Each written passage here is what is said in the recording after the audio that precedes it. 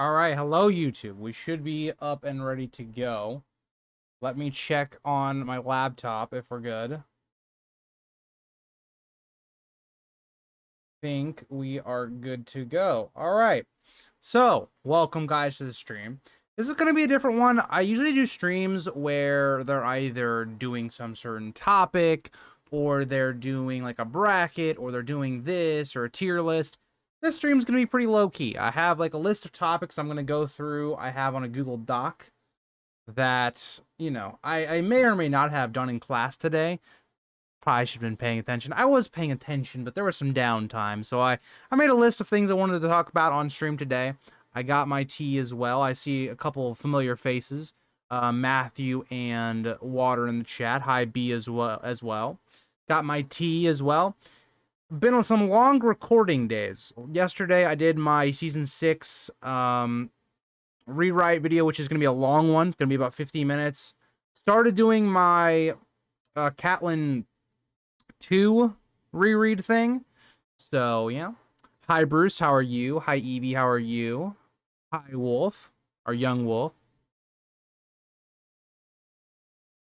And hi, Mar as well. I will say, guys, I'm a big fan of the green tea. I haven't had green tea before. I got some green tea. I picked it up today after school. And I'm kind of a fan. I like it a little bit better than, what is it, like black tea? Is that what it's called? I don't know what kind of tea I was having before, but yeah. Hi, Violet. I'm glad you're doing well, Evie. Glad you're doing well.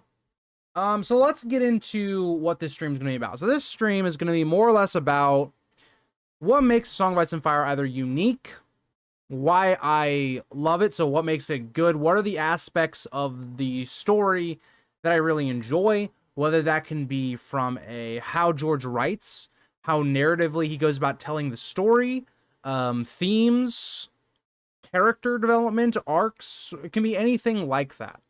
Have I ever tried mint tea? I have not. I'm very new to the tea game. I've tried like Lipton's tea. I wasn't a huge fan. Like, it's okay, but not a huge fan. I think it's like Biggie Flow or something, and then it's green tea, just regular green tea, which I kind of like. Character parallel, the heart in conflict with itself. That is actually going to be my first point of that I want to talk about, which is going to be the heart at conflict was the first thing that came to mind when I thought about why I like A Song of Ice and Fire and what has drawn me to it. So for instance, if we look at the heart at conflict, right? The idea of this cannot even be just like loving like your spouse or your girlfriend, this or that.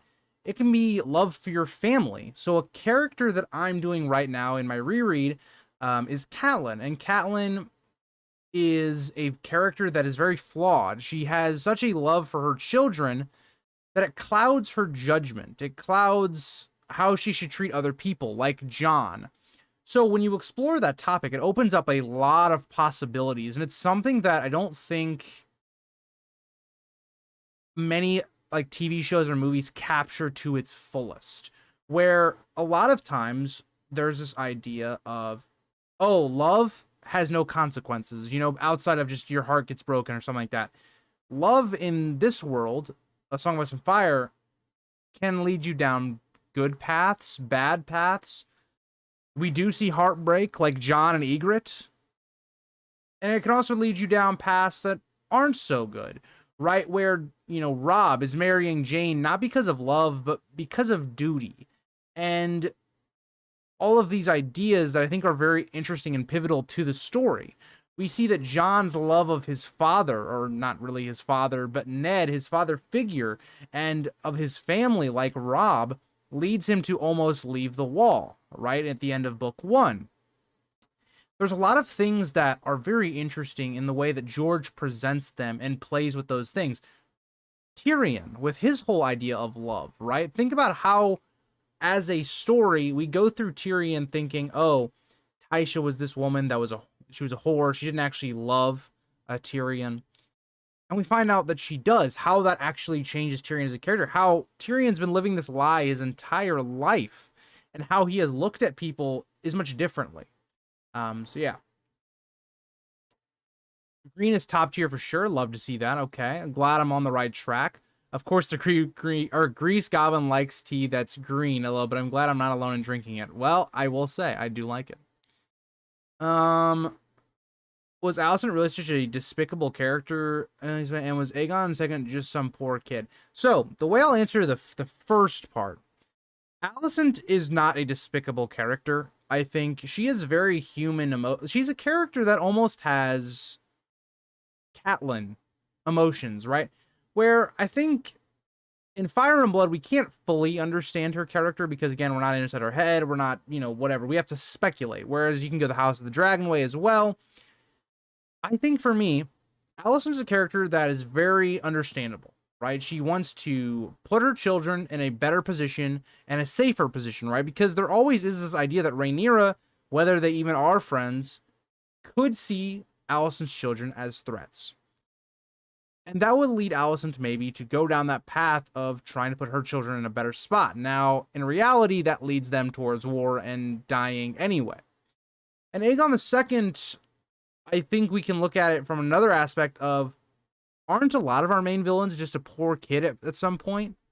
Think about Joffrey. Is Joffrey, because of how he's brought up with really not having a father, Robert was not a good father and was very hardly even present in Joffrey's life.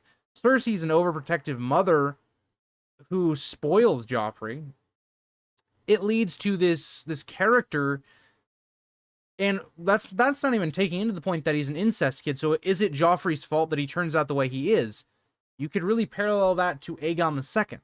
So to me, I don't know. I think he is at some point just a poor kid. But as he does grow older, we have to keep him, accountable for his actions, just like what Joffrey does. And Aegon II does make a lot of not great decisions. If we look at after the war, after he's killed Rhaenyra, the war should be over. Aegon II is still peddling, killing people and kind of continuing the war. So yes and no. One of the best parts of A Song of Ice and Fire is George not being afraid to make his characters unlikable. That's another great point. He's willing to let us, as the audience, decide how we feel about characters. There are some people that really love Dany. There are some people that really don't like Dany. There's some people that really like Catelyn. There's some people that don't really like Catelyn. There's people that you can go all the way through and through. I mean, Tyrion's a character that I think a lot of people like, but is he a great person? There are some people that don't like it. It's an interesting idea. The range at which he writes so many of his characters is probably one of the most impressive feats. But yes, I agree. I'm talking about Allison books. Yeah, I tried to answer your question going off of mostly the books. But either way, I think yes. I think you're correct, Mar. Every decision has consequences, good and bad, and I love that because you surprisingly don't see that. That is a great point, Violet. It's another thing I'm going to get you on my list when we go further down. But when you look at a lot of let's look at our main movie franchises or TV shows, right? Think about the best ones, the ones that I personally like or that do the best. Better Call Saul. It kind of does that exact thing where a lot of our characters have consequences for their actions, good or bad.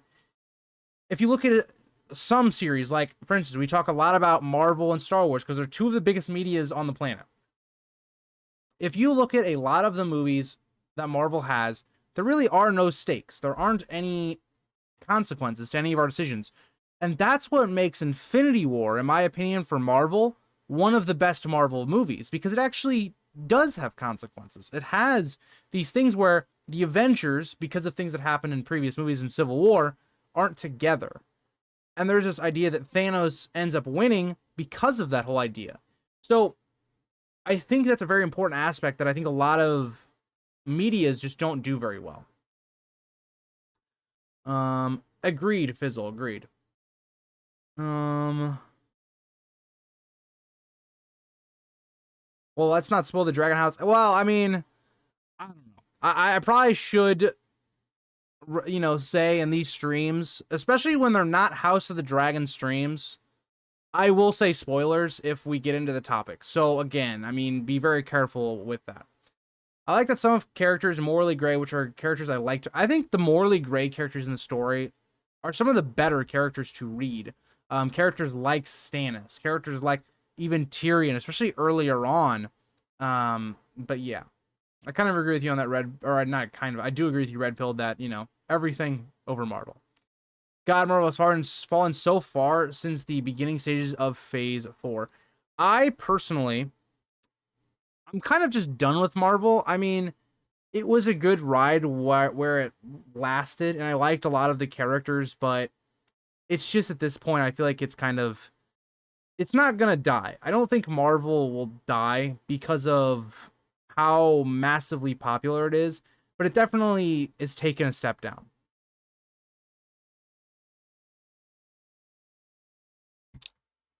Cape shit should die as a genre. I don't know about that, Retribution, but I will say there have been a lot of movies in that genre that have not been great.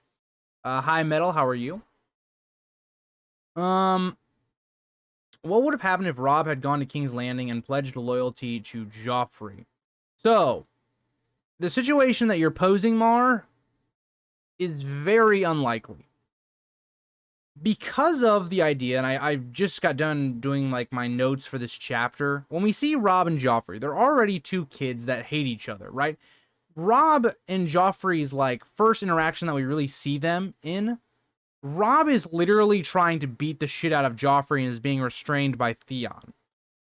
So keeping that in the back of your mind of their relationship previous to that point, you also then have the idea that Joffrey has imprisoned Ned and also is saying that Ned kind of did some treason, which Robb obviously would know is bullshit. Plus, you factor in other things like, oh, did the Lannisters push Bran out? Like, there's so many ideas here that would never let that happen. So if we somehow say that maybe Robb goes to King's Landing, what would happen? So this would determine how much power Cersei has at this point, because if she is in control over Joffrey, which we see that she's obviously not when Ned gets executed, Joffrey could quite literally, depending on how Robb goes, if Robb goes with an army or if he just goes with kind of like a retainer of people, right? Kind of like how Rickard Stark went when the Mad King, like he just had a couple people. I think Joffrey may execute Robb and all of them as well, and kind of just send a message, but that'd be really stupid. So maybe it would be different. Maybe Cersei would be able to hone in on that and be like, hey, let's let Ned go, right? He'll go to the wall, whatever. Robb swears, basically it'll be a trade where Robb swears fealty. Ned tells Robb, okay, you got to do this stuff. He'll go to the wall, whatever. That's the bet. That's kind of the only other outcome I could see, but I still think Littlefinger tries to get Ned killed. Because then again, remember Ned is also injured at this point. His leg is injured. He's kind of sickly.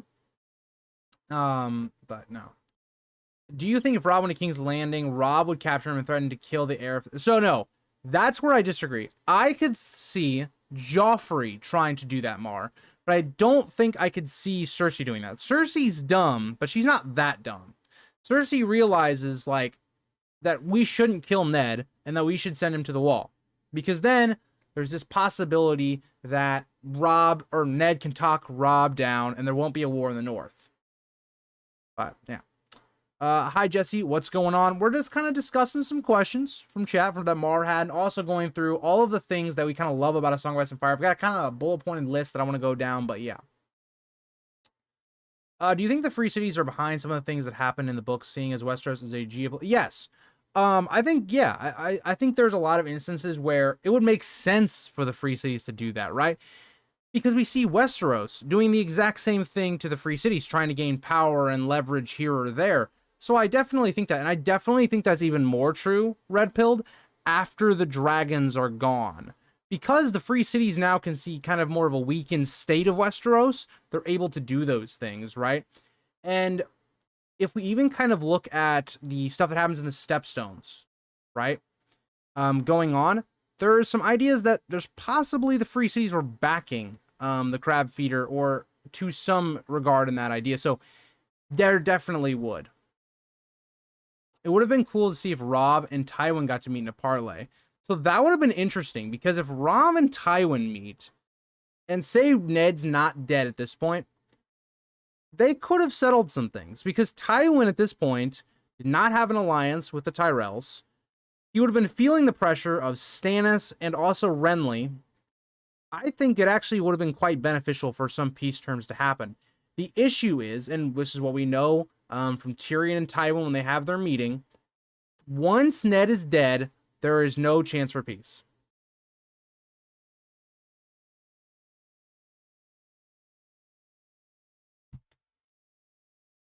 Preston Jacobs theorizes that Illyrio is trying to dismantle Westeros rather than trying to put a Blackfire on the throne. Interesting. I'd be interested to know what his rationale is, because I'm someone that kind of believes quite the opposite. Like, I am someone that thinks Illyrio is trying to put his own puppet states in Westeros for young Griff. So I would actually be interested to see what his rationale is for that, Red Pill. If you know any of, like, kind of his why he thinks that, let me know.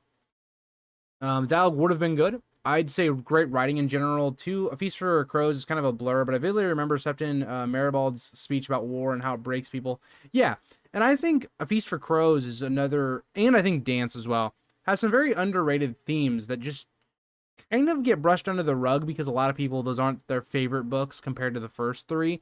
But there's still, and this is something that I did a video a while ago where I was responding to another book, like someone, they're not a Song of Ice and Fire YouTuber, but they were someone that was doing reviews of the A Song of Ice and Fire books, and they made a video that said why I won't be reading Winds, and it was kind of like them stating that there was a lack of writing quality in those two books, the last two, so Dance and Feast, and why that kind of turned him off from wanting to continue the series. And I made the argument that in my opinion, the writing quality never goes down, right? It just changes themes, and we change the characters that are our main focus. Also, I completely just don't know why, Red Pill, but I just saw your other comment. I was really like talking about Varys when I responded to that comment, but yes, I also think Illyrio's kind of in on Varys' plan as well. But yeah, I'd be interested to see Illyrio's side of that though. Makes sense, Metal. I suggest you watch the Page of Lies series if you want his opinion on Illyrio. Highly recommend those videos. All right, I will have to give it a shot. Currently rereading Cersei and A Feast for Crow, one of my favorite. That is a very good chapter, I would agree. But yeah, let's continue on. So, my next point here was the internal struggle, right? I think this kind of goes along with the idea of the heart at conflict, but internal struggle, which I means a character finding themselves. So again, book one, right, is very much a tale of two stories, because we have one half of our POV, or not one half, I'd say majority of our POVs are these young characters that are trying to find their way, trying to find who they are as a person. And we see characters like Jon not really having a purpose, which leads him to the wall. There's some sus stuff that gets him there, but, you know. And the idea of Jon, is he a Stark, or is he going to be a man of the Night's Watch? And serving this greater purpose. And that's kind of Jon figuring out who he is as a person. Dany growing into a person that her whole life, her inner monologue has been, don't piss off Varys, be this person that's not exactly confident with themselves. And by the end of book one, she's this character that is confident in herself. She's no longer kind of taking people's shit anymore. It's a really great way that George is able to build characters throughout. And we even see this with, we kind of see this even happen again with these same characters with Jon. Jon, in this, for instance, when we get to like book 5, for instance, is a character that he's trying to struggle with ruling. And that's a big theme of the last two books, is this idea that Jon, he can't really be friends with, his old friends now because he's a lord. He's struggling with that whole idea. And he doesn't end up doing that well at it, but he struggles with that. And that's a great internal struggle that a lot of our characters have. B hits a really good one. Sansa is another good character where she internally struggles with, okay, how do I, especially in book one, we don't see actually a lot of Sansa's inner like struggle, I guess, in book one, but Sansa's this character that has to balance Joffrey, like being the person that's going to marry Joffrey, her betrothed, and also her family. And we see how that gets her into trouble when she's ratting out Ned, whether that's her kind of lying or not telling the full truth of what happens with Nymeria and Joffrey. That's a really good example. And as we go further on, Sansa kind of becomes this character that's able to think for her own, and she's still kind of under Littlefinger, but she's growing into that person. So that's a good idea. Writing quality and Feast and Dance are better. I think they are just poorly edited. Interesting, Jesse. All right. George R. R. Martin has always balanced so much in his writing, foreshadowing, plot, dialogue, themes, and symbolism. I agree.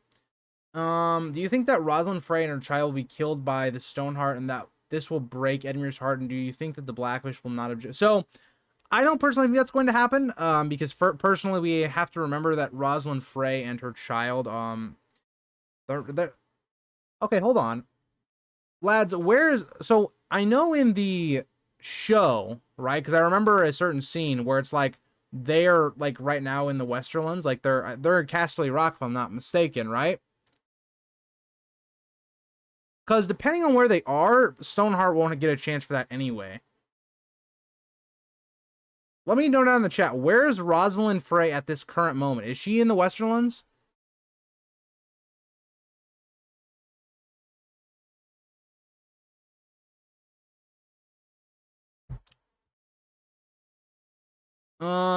I'm scared for George when Wins is released, because I feel like a lot of people are gonna either disappointed, especially with all the good theories about and how Wins is gonna be like Feast and Dance. I agree, Matthew, on that idea that, especially because Wins has been built up for so long, because of how long it's taken to get this book. You've had other people basically write an entire journey of what the next book's going to be, and because it's taken so long, people are expecting a perfect book, right? So that leads you down a rough road. And I definitely think Wins, regardless, is going to be a stronger book probably than Feast and Dance, just because of all of the setup that's been put on in those two books to build to Wins. We have a lot of our kind of not our compromises, but a lot of our build up and a lot of our payoffs coming in Wins. Like, think about it like this: like, Dany's marine plot is going to be concluded in the next book. So big payoff. Arya's story in Bravos concluding in this book. Littlefinger and Sansa's plot probably concluding in this book. Jon, Stannis. A lot of our things are concluding in Winds of Winter and going on to our next stories. So this is a book that is very reminiscent of Clash, where it's kind of paying off and concluding some of our setups, like Tyrion going and being handed the king, Stannis' arc, what's going on there, Renly's arc. It's a book that is going to be that middle ground where it's setting up for the kind of the final book, but also having to pay off its own things. Fizzle says Winds is going to be the new Storm of Swords. I actually disagree, because I think Storm of Swords is mainly a book of payoffs. And I don't think that's what Winds is going to be. I think it's going to be about half and half, more like how Clash is. She is at Casterly Rock. Okay, that is what I thought. So yeah, I don't know how Stoneheart would ever get her hands on Rosalind, unless maybe that's another interesting idea here. How is Rosalind going to get out of Casterly Rock? If Edmure is set free, how is that going to go? Like, how will... Very interesting idea there. Is Sansa a Stark? Is she a Northerner? Will she learn about the world as it is, or remain naive? Is she willing to harm others to retain power? All great questions and great motivations for Sansa. And Sansa is really that character that doesn't feel, out of all the Starks, and it's been very obvious that she is the least like the rest of her siblings, and she very much takes the Tully genes, which is never a good thing. I also agree that identity will be a huge part of Winds of Winter.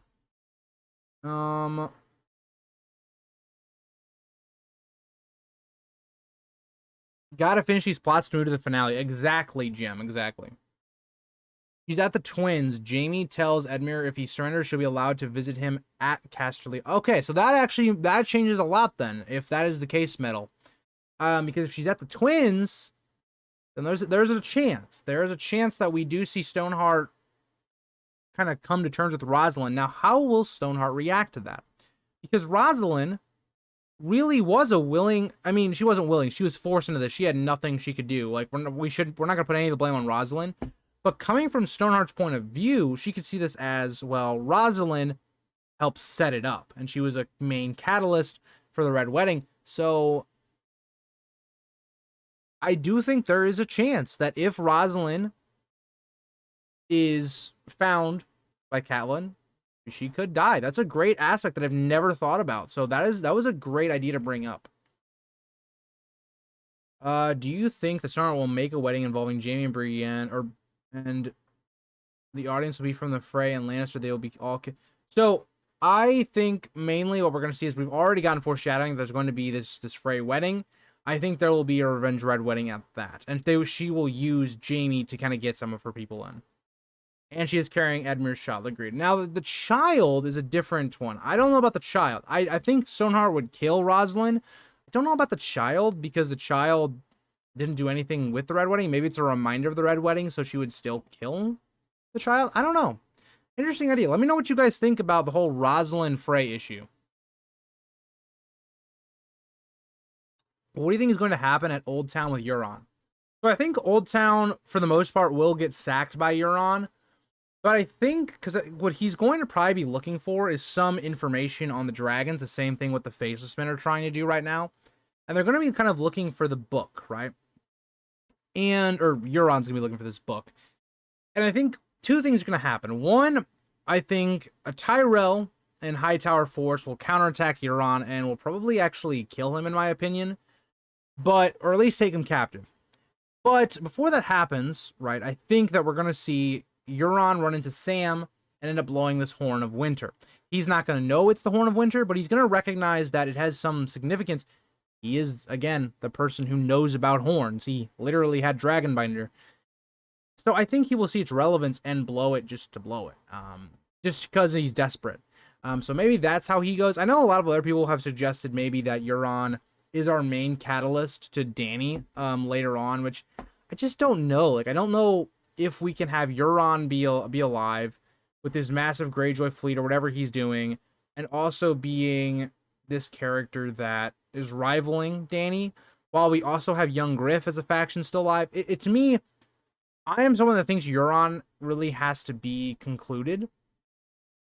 And I think the way he is being set up as he's going towards where we think the Horn of Winter is, it's for him to kind of conclude that plot and be the catalyst for the others coming over, unleashing apocalypse. I think that's kind of what his main thing is going to be.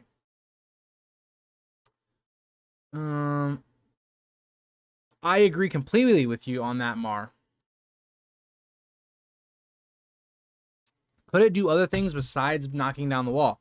It definitely could. I'm not sure what it would do, but it definitely could do other things. We don't know enough about it, so it definitely could, Jim. All right, let's move on. So, another thing that I like about this series is there's an idea of explainable evil. Not everything is just evil because it's evil. So, for instance, a character like Roose Bolton or the Bolton family, right? They have very understandable reasons for why either they become evil or why they, for instance, betray the Starks, or they do this or that. I like that characters in this world aren't just evil to be evil, right? Ramsay is this character that is, for one, mistreated by his mother, mistreated by probably Roose, born into a not the best family for becoming a good person. There's this idea that every person that either becomes, for instance, Maegor the Cruel or the Mad King, there is a reason that they became that way, not justifying their actions or what happens, but we understand their human motives for why they become that way. Why does Roose not like Robb and want to be on his side? One, Robb ignores all of Roose's advice. The Starks and Boltons have had a rivalry forever. And also, it's a big power move. Roose gains a ton off Robb Stark losing and flipping sides. So there's an interesting idea. But yeah. How do you think Roose Bolton will die or be killed? I think there's actually a lot of ways. So One, so again, I am not someone that believes the Boltons are going to survive and go to the Dreadfort, and then maybe we'll conclude their plot later. I know people have suggested that. I just don't see that happening. But I think there's two main ways Roose dies. The first one is he just gets executed by Stannis. Stannis takes Winterfell, executes Roose. The second one is that Ramsay kills Roose. Ramsay sees that he wants to gain more power. It's kind of a power move. Roose kind of doesn't treat Ramsay the best and also limits Ramsay's power and doing whatever the hell he wants. But we'll see. That's a good point that Metal does put in the chat, that is supposed to wake the giants as well. Hi, Ghost. How are you? So that is kind of my main two ones there, Mar. So talking about characters' actions and motivations, I like that when we do see like a dumb action, right? So something that we as an outside reader view as being stupid is understandable when you put it in the context of the character. So for instance, when we look at a character like Cersei, all right, Cersei is this character that she's not the smartest, but we understand in, like, for instance, Feast, what motivates her character. Why is she actively trying to take down Marjorie and the Tyrells? Why is she pushing away the Tyrells? Because Cersei is this character that, because of this prophecy or this foretelling early in her life, she thinks that Marjorie is this younger queen coming to cast her down. And she's also been trying to live up to Tywin Lannister and trying to be the child that she was, I guess, meant to be. Not really. Trying to be this female version of Tywin and all these things. And because she's trying to do those things, it leads her to make terrible decisions. She sees everyone as against her, or everyone trying to take away her power, which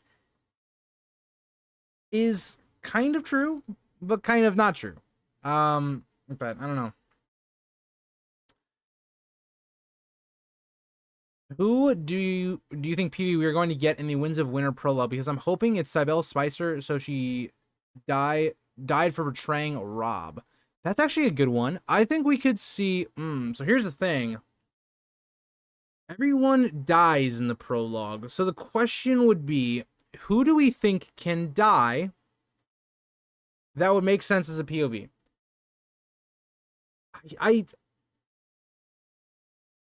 I think Matthew, I like the idea of Jane Westerling being the POV, but why would Jane die is the question. Like, is it the wolf pack attacks her?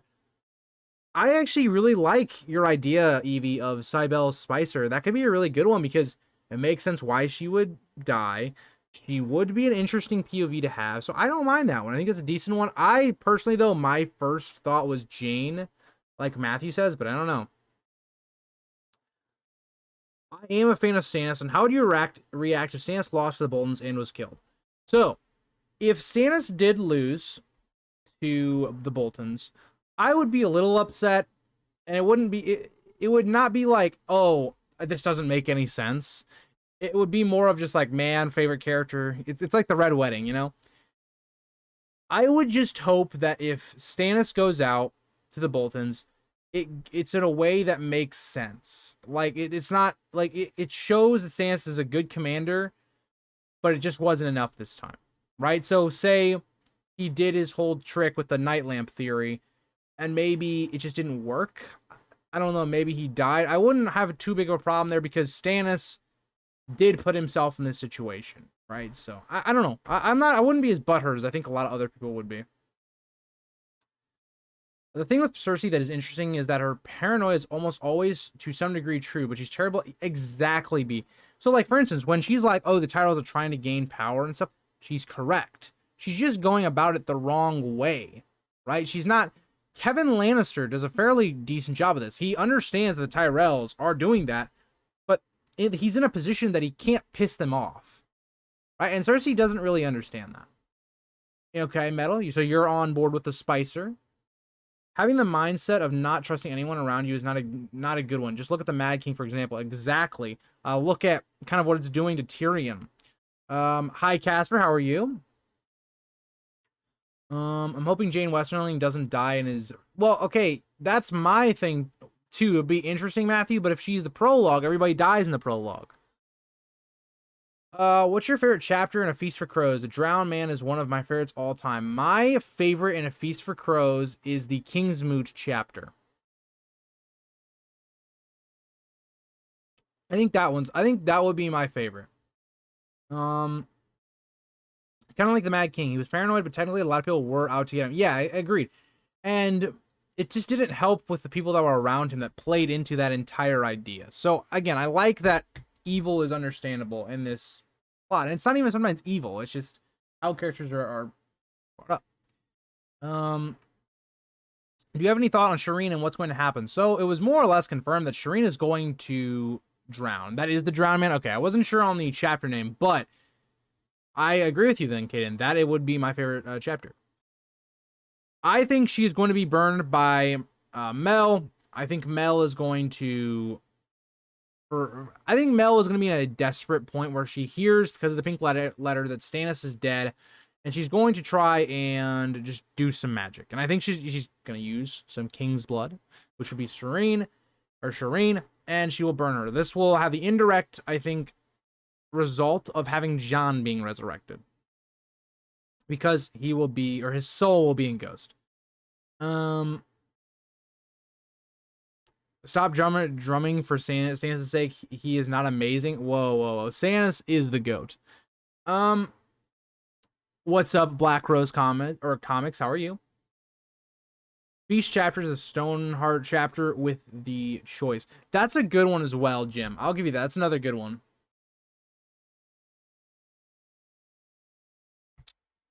I don't like Stannis, so I don't like the red guy. What do you mean? You don't like people getting burned?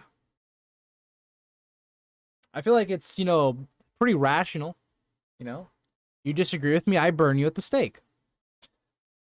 Wow. Yeah. Let's just leave it at that. Agreed, Metal. All right, moving on. So, we've kind of talked about this one a lot, so I won't harp on it, but character growth and development. The way characters are able to grow, they're actively changing. It's not the same stagnant character throughout book 1 to book 5. I love that about the series. One of my friends has only seen the show, right? He says that Jaime's character arc, from being the most hated character on the show to being one of the most liked and favorite characters, is the best character arc he's ever seen in any medium. And he's not a huge Game of Thrones. He's not a huge Song of Ice and Fire fan. So that goes to show you how well George writes his characters. What's the possibility Jon doesn't have a named chapter in Winds? I made kind of a idea of this, that when Jon comes back, we actually won't get any POVs from him, right? It could be similar to like Catelyn, right? So, Kaden, I actually think there's a decent possibility. I think maybe 50-50 on that. I don't think that is a bad observation. I like my humans how I like my marshmallows. Charred. Yep. Big facts. Jaime's character arc has been very impressive. I would agree. All right, so moving on. I like that the themes expand throughout the series. So, for instance, the first 3 books kind of take on this theme of war is bad, yes, but it also takes on the themes of showing chaos during war, how this affects the people, and the themes kind of evolve in the next 2 books, where we see this idea of ruling and the struggles of rulership and how that can be such a burden and how not everybody can do that, right? And we kind of see that a little bit earlier on in the story with like Robert, but it's something that goes forward. Not just writing the characters, but being able to believably write characters' interactions. Agreed. That is a great point as well. I love Jon's moment. Yes, Jon is a very good character arc as well. Jon is, I think, one of the best written characters as well, and he doesn't really get a lot of love because when it comes to character development, like characters like Jaime, Tyrion, like Theon, for instance.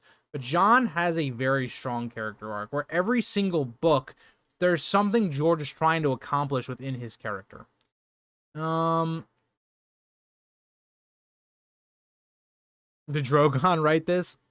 Yeah, Matthew, did you copy and paste that from Drogon? Have you heard the Dolores Ed mutiny theory? I don't think I have, B. Maybe it's been mentioned to me before, but I haven't really heard it in its fullest. Do you think that Jon Snow's body will change after he returns to life, and will his personality become violent like Snow? So, I think Jon will have some changes. I don't think he's going to be the same character. If he did, it would kind of be contradictory to George's own writing, where he says, you know, when people come back, they need to kind of change. There needs to be some sort of change in the character. And I don't think Jon will be violent, but I think he'll be more aggressive. I think he's a character that is going to be a little bit more wolf-like. I think that he, as a character, will have a major change in the way he views people and what his purpose is as a whole. Septon Marble's speech in Feast reminds us that everyone is a real person, where in another story, a lot of characters feel like plot devices. A song about agreed. That is a great point, Leo. Out of all the wars the Seven Kingdoms experienced, which one do you think was the worst? Oh, it's Dance of the Dragons easily. It's not. Yeah, I was gonna agree with Matthew on this one. Ghost. It is the War of the Five Kings, but on crack. Like, dragons are basically like, you have Aemond in the river. Okay, I guess we're gonna spoilers for House of the Dragon. You basically have Aemond doing strafe runs basically in the Riverlands on houses that just aren't on their side. You've got massive battles that are spanning every part of the country. In my opinion, it's definitely Dance of the Dragons. I don't think there's any other argument really for that one, but yeah. Maybe you could say The Long Night, but we don't have enough information on that. And also, it wasn't the Seven Kingdoms yet, so I don't know, but maybe you could put that one in. I'd argue War of the Five Kings, but mainly because what the readers know will come next with The Long Night. All right, makes sense. Theory is that Ed is not actually joking about being very unhappy. He does have ties to Beaumarsh, and being in Jon's inner circle means he could have helped set up the assassination. Interesting. All right. May have to look a little bit more into that, but it's an interesting theory. All right, moving on. I kind of threw this one in here just because it's just, I feel like it's how I feel about it. I feel like A Song of Ice and Fire has something for every single person. You have some, you know, you have your young like characters that you can grow up with. You have Jon, Dany. You have these characters that are coming into their own, where if you're someone that maybe feels like you don't know who you are as a person, don't know what you're supposed to do, you can relate heavily to these characters. You have a fantasy genre, you have romance kind of in there, you have politics, you have just medieval elements to it. There just feels like there's something for everyone in A Song of Ice and Fire. And that's something that I don't think many universes are able to capture. Something like Lord of the Rings, for instance, is something that I would not say this about. Lord of the Rings is not for everyone, and which is sad, because I really love Lord of the Rings, and I think it has a lot of great themes and a lot of great things. We're going to talk about that later on, because Hugo wanted me to kind of talk about this, so I put it on my list. But there's something for everyone in A Song of Ice and Fire. You can like some part of A Song of Ice and Fire. You maybe not fall in love with it. You maybe not love it, but there's some part in there for everyone. Aemon sees one black flag on one house and lights the whole village on fire. Exactly. There's so much lore about everything that makes so much sense. Iron Islands, for example, sees CBR's religious right. Yeah, there's a lot of things, and that's the thing is that's another thing. We'll talk about that right now. Another thing I love about A Song of Ice and Fire is no matter how long you study this universe, how many times you read the books, there's always something new that you're gonna pick up on, right? There's always something that just sticks out to you, right? Where it just feels like this universe is so massive. There's so many things you can explore. I am a Song of Ice and Fire YouTuber. I've read the story multiple times, but there's still stuff I forget. There's still things I don't remember. For instance, I don't have a very big knowledge bank on Essos. I know there's a lot of things going on in the history of Essos, and there's going to be more people that have more information on that. There's always something that you can learn more about, and that's what makes this world so interesting. If this world was not as complex and big, this universe would not have lived on for so long without a book, right? It's a thing that I really love about this universe. That's another thing. Minor characters are, for the most part, are still a part of the story and aren't just dropped. Agreed, Jim, on a deep read. I would agree with you on that as well, Mar. You are a big Catelyn and Sansa hater. I am not a fan of Catelyn and Sansa either. I wouldn't say I'm a hater, but I definitely am not a fan of either character. So I understand you on that. Okay, so moving on. I like the idea of family identity and how, I guess, he uses parentage. How in the real world, where how you grow up and how you're influenced by either your parents, your family, shapes you as an individual. And we see this right off the bat. It's one of the main themes with House Stark, for instance. Robb takes so many things from Ned that other houses just don't, right? Think about characters like Tyrion, right? Like Jaime, like Cersei, how much they take from their family. And we have that really big idea that there's not a lot of characters that are free thinkers, a lot of characters that go outside of what their family teaches them. And that's something that's very much like our own life, how people are really brought up and their ideas are formed by their family. So I like that. I thought that was another interesting idea that George kind of compares to real life. The Song of Ice and Fire is so deep that I'm just now starting to learn about why. Yeah, I don't know shit about it, Ghost. So you can inform me on. You can inform me on that. I think it simply says a lot that these few books have a million theories. Exactly. They're so well written that George gives us clues, but he keeps them open-ended to where we can do our own thoughts and how we think the story may progress. I think Sansa and Kat both suffer a bit from George needing them to move along the plot / POV stuff. I can kind of agree with you on that, B, because there are a lot of things. Like, Catelyn's character is where a bulk majority of our major things happen outside of, like, Tyrion. Like, Tyrion or Sansa being in King's Landing, right? Catelyn is a character that's there for the Renly-Stannis conflict. She's there for the Red Wedding. She's there for a lot of, like, our major insights into Robb's camp and his failures. Like, for instance, Theon going to the Iron Islands, Jaime being released. A lot of those kind of things are revolved around Catelyn. And that's why, in my opinion, Catelyn actually is one of my favorite POV characters. Not because of Catelyn, but what is encompassed in a lot of her chapters.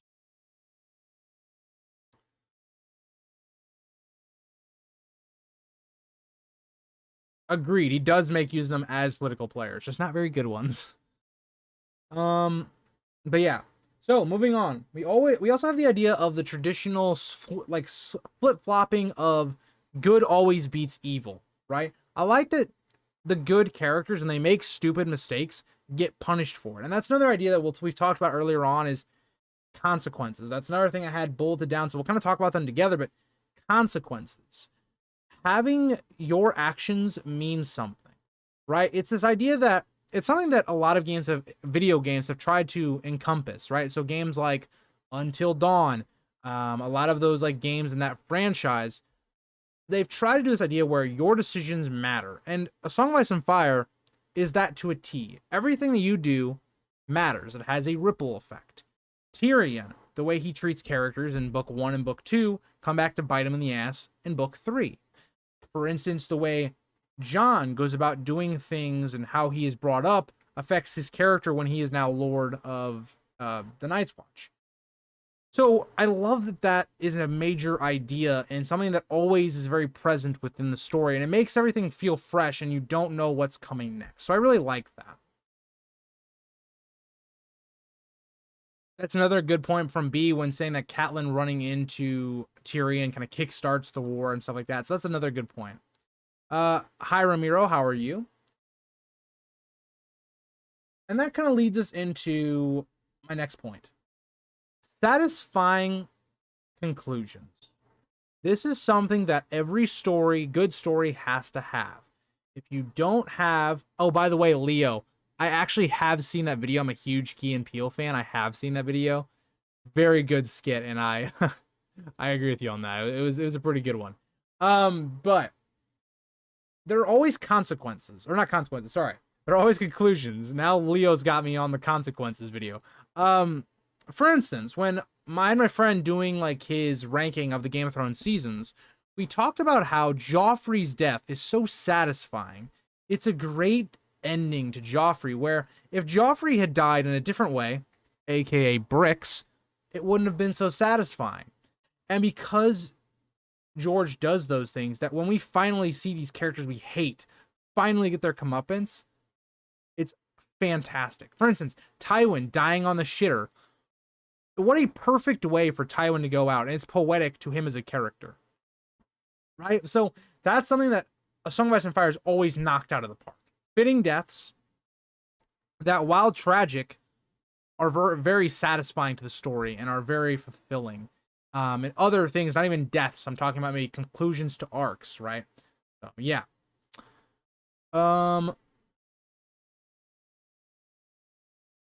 Davos, I see him used very little in wins. I kind of agree. I don't think we're gonna see a ton of Davos, Jim.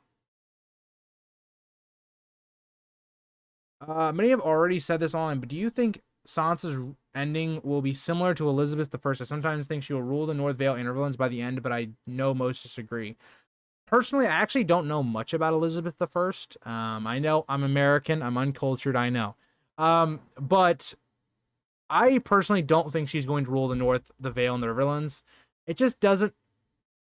I don't think anyone would allow that to happen. Like, just based off the 7 kingdoms that we see, I don't think that's ever going to happen. It could see individually the Vale. I think that's possible. I don't think she's going to rule the North. The Riverlands, I think Edmure is going to rule. So, I don't know. I don't see that happening, not sure, but it is possible, though. Do you think Doran, Martell, and Oberyn know about Jon's identity, and they know that a Darkstar knows about it, and they made his life toxic? That's why he hates Jon so much. Personally, no, I don't think so, Mar. Agreed, Metal, yes. Still wanted Joffrey to suffer more, but his death was fine. I personally was pretty happy with Joffrey's death, but I could definitely see that. Even difference of perspective, bad reputation, or bad luck can doom good moves. In Tyrion's perspective, all he does in Clash King is magnificent, but the criticisms toward him in Storms make a lot of sense. Exactly. I was also confused by that, Metal, or I guess Mar. How do we know, or who says that Darkstar hates Jon? Because we don't have much information on Darkstar as a whole. With other stories, after someone does something, I wonder how characters are going to react, what happened. But in Song of Ice and Fire, I wonder what characters are going to do to retaliate. Interesting. So this is something I was going to actually talk about that, you guys keep beating me to the punch on, is the idea that this is a world spread story, where when the Red Wedding happens, everybody mentions it. We get Jon mentioning it. We get people over in Essos with Dany telling her the Red Wedding happens. We get King's Landing knowing that it happened. Everywhere we go, we're learning that the Red Wedding happened and how that affects our characters. So, again, I agree with you on that, Violet.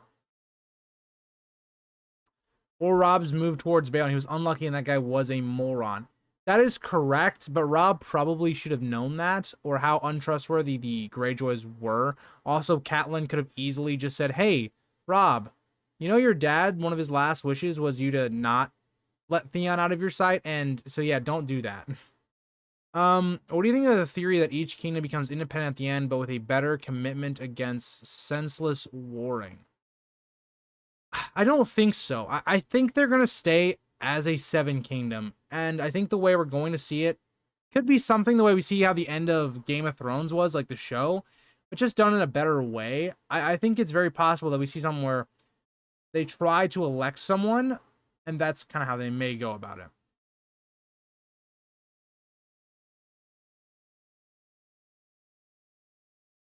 So, Mar, you do bring up an interesting point. There are certain main characters that we know are not going to die, right? For instance, just right off the bat, who are some main characters who aren't going to die? We know it's not going to happen. Dany. Dany is a character, and this is why I'm not as interested in Dany's character at times. Dany is a character we know is completely safe, has really no stakes to her character. Because we know that why would George introduce Dany, have her be this last Targaryen, have dragons, if she's never going to come to Westeros? So until she comes to Westeros, I really feel no stakes for Dany's character. And it's kind of the same thing with Sansa, where it's like Sansa feels very safe. Character like Arya feels pretty safe. Um, Tyrion, as of right now, feels very safe. So those characters, you are correct, Mar. I also do agree with Ghost here. If the kingdoms are more independent, each kingdom would be more incentivized to try and gain power over the other one. And because they're all not united, it would cause one person to ally with this, and you just have a whole big thing. So, Bran, that's another one. Fair enough. Metal, I can see that. Tyrion and Arya. All right. So,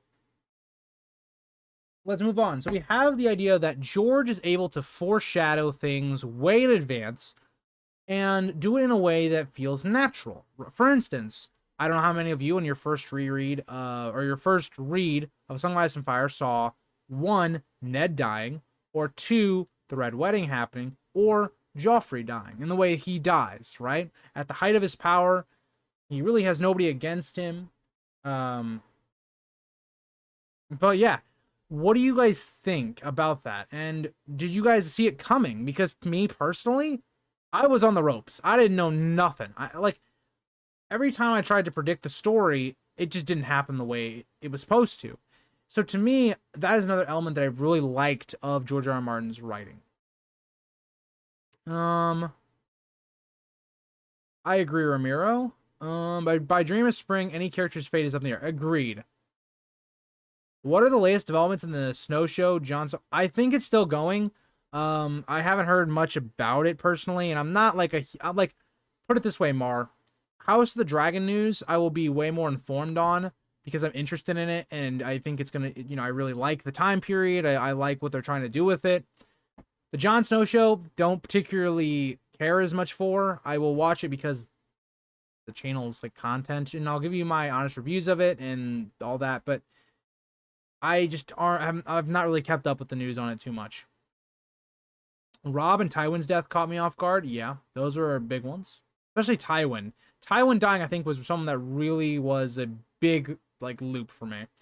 But that will lead us kind of to one of the questions I got on my community post I did today. So again, if you guys ever want to ask me questions or want me to talk about a topic before the stream starts, so I can write it down. When I do these kind of streams where it's just us kind of chatting, I'll probably do like a community post. So look out for those on Mondays. But Hugo asks, or wanted me to talk about the differences between George R. R. Martin and Tolkien. They get compared a lot, and I get it, but I don't get it. It's because they're two of the top fantasy series ever made. And so they're going to get compared to each other. That's just how it happens. But the two are vastly different. In Lord of the Rings, we have this idea that there is this overarching evil. There is their overarching good, right? And the elves, for instance, represent that idea of the elves being this overarching good and the gods. And we have like Gandalf, for instance, even though he gets corrupted, or not he, but his order gets corrupted.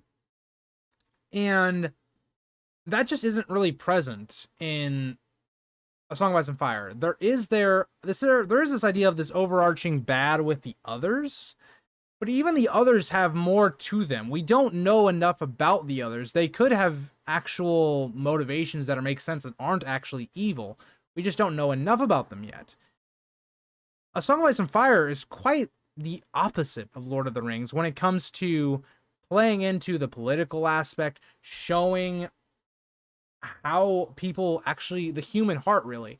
And don't get me wrong, that's still present in Lord of the Rings. It's just not, it's like, so for instance, the A thing that we get from Tolkien's writing is the idea of how things can corrupt, how you can go evil, how things are good, or the good-hearted, like the hobbits.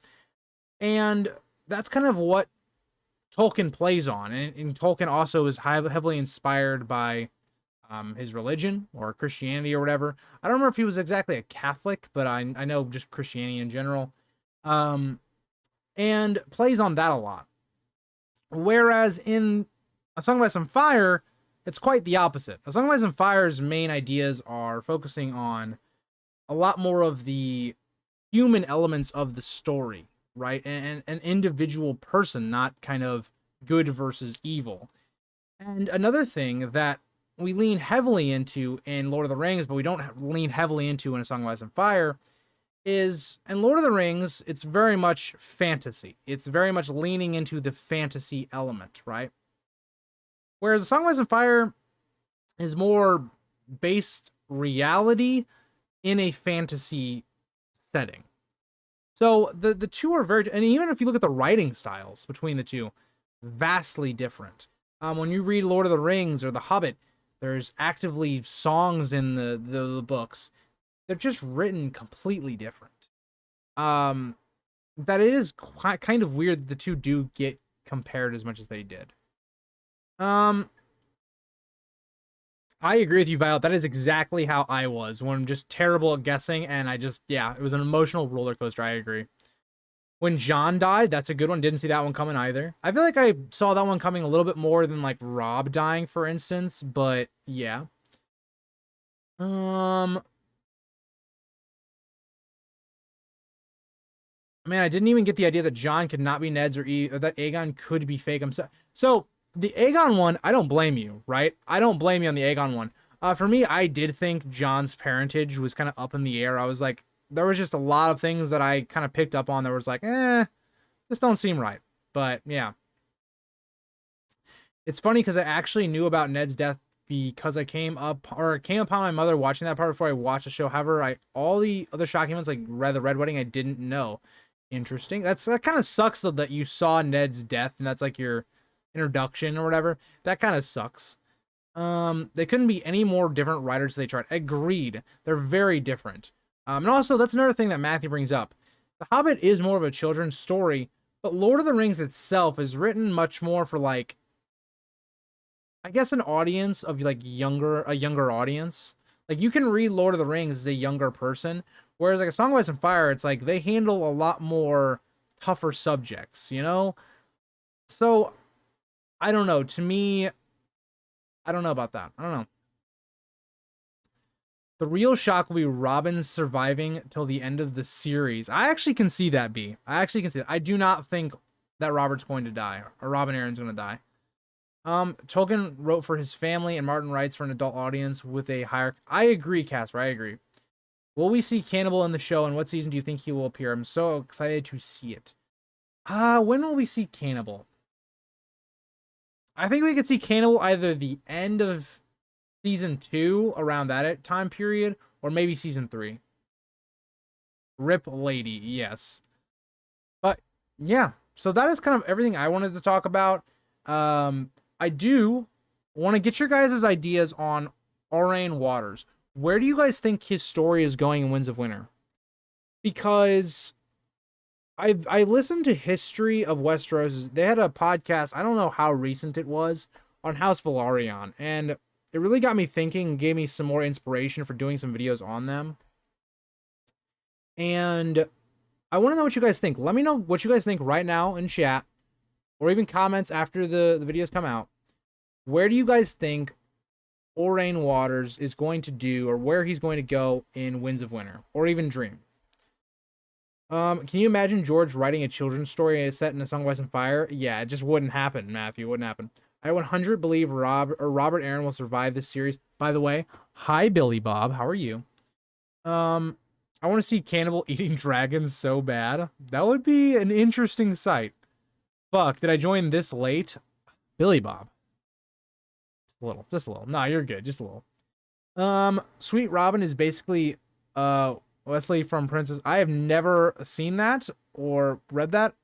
But I'll take your word for it. No idea on Waters. Okay. Do you think Aemond will say I killed Luke, and what will be the reaction of Alice? So I think the way it's going to go about is, because they didn't lean into the idea that Aemond wanted to kill Luke, that they probably will go that route of Aemond saying, yeah, I killed Luke and whatever, and just taking like responsibility, because it's more of a pride thing. So I would agree with you on that. He runs into Euron by accident and gets sacrificed. Okay. Who would the Velaryons align with nowadays? I think he'll just be mentioned a bit and probably die off screen. So I think The only big thing I could see with what Orain Waters does. So for people that don't know, he's kind of he's a bastard Valarian, more or less. And what I could see that I think is interesting is what if Orain Waters, because remember, there's a little kid right now in charge of House Valarian. What if Orain Waters joined young Griff? What if he tried that? Or what if he even tried to join Dany? I think it's more likely young Griff, but what if he did join young Griff in the promise that he would be legitimized and he would get Driftmark by the end? And it would also kind of unite all of our houses, right? So we've been trying to kind of get this like thing like, oh, we'd have Edric Storm for the Baratheons, we'd have a Velaryon just like Aegon the Conqueror.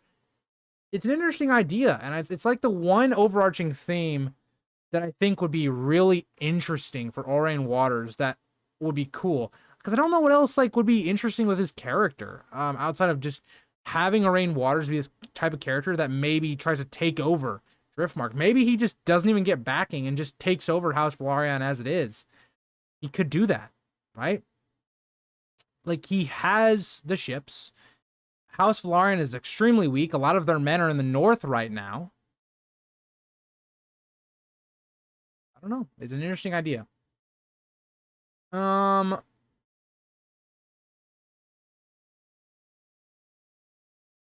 far do you think the others will get? I think the neck. I think that's where they'll get to.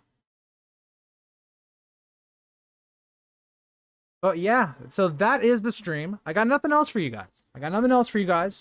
Just wanted to kind of talk about all of our admiration for A Song of Ice and Fire and what makes it so wonderful. Did a little bit of a Q&A. I don't know. I kind of like doing Q&As once in a while, just kind of keeping it low key. We'll probably go back to finishing our tier list for the best deaths in A Song of Ice and Fire next week. Or maybe we'll do a Hunger Games again. I don't know. I did that one kind of earlier in the day, so I don't know how you guys liked that, but I don't know. After seeing House Velaryon and House of the Dragon, it makes me sad how they weren't in Game of Thrones, even though their role in the current story is small. Yeah, and that's an interesting idea. Is House Velaryon is a house that doesn't like not one event completely destroys their power, but it's a couple things. It's the idea of the royal fleet being its own entity, not being owned by House Velaryon, basically. It's an interesting idea. It's an interesting idea of how House Velaryon kind of crumbles and becomes not really that powerful anymore. I think out of all of those options, Mar, I would say Val. I'm glad you're enjoying this Black Rose comments. I'm glad. Glad I could pop in and spend part of my... well, happy birthday, Joey. Happy birthday. I hope you have a great 21st birthday. Don't get too drunk or anything. And I hope you have a great day, or I don't know where you're from, but the rest of your day. But yeah, thank you guys for all participating in the stream. Thank you for the kind words, Metal. And I should be doing a stream Friday. I didn't last week because I had some things going on, but we'll have a little stream Friday. Probably talking about Catelyn 2 and all that. So I hope you guys can join me then. And also, our reread will be up tomorrow. So Catelyn 2 will be up tomorrow. We'll also have a video on House Velaryon. I actually am doing a video on House Velaryon as a whole on Saturday. And Thursday, finally getting back to my rewrite, we'll be talking about Season 6 on my rewrite and how I would have done it building off of my last one. So, yeah.